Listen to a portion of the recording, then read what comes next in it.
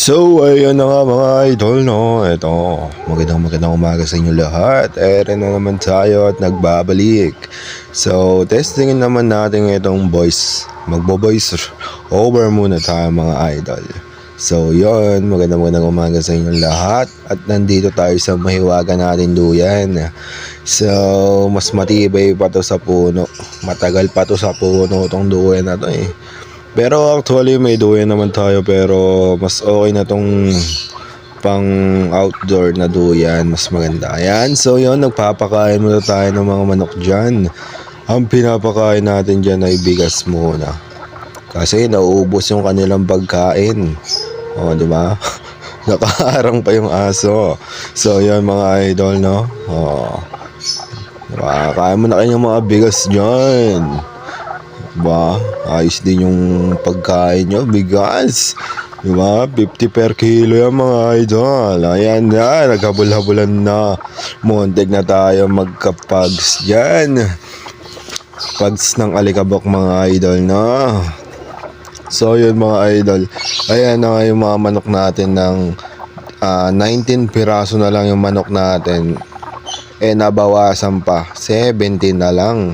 Sige, kuha pa kayo mga manok hanggang wala nang matira dito, di ba? Ayan, no.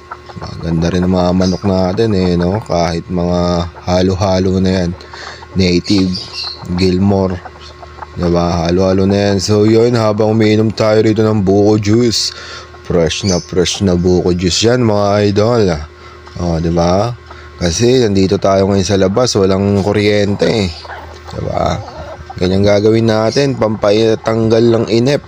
Kasi walang internet mga idol. Sige mga manokis, kain lang kayo dyan mga manokis. So yun, no? Full tank ang bibig ni idol.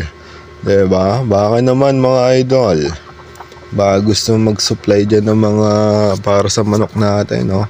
So yun, kontakin nyo lang kami, diba? Lagay natin dyan yung contact number natin mga idol. Paparamihin pa natin yan. So yan, ito nga pala, hindi ako nakapasok kasi medyo inatake tayo kahapon ng high blood eh. Taas ng BP natin mga idol, 158 over 111. Ang pulse rate natin 115. Grabe na yan, sobrang init na yan kasi, diba? Kaya kailangan na natin mag-diet ulit, no, di ba? Tingnan mo naman, 500 ml yung ating ano na yan, yung inuman ng tubig, diba?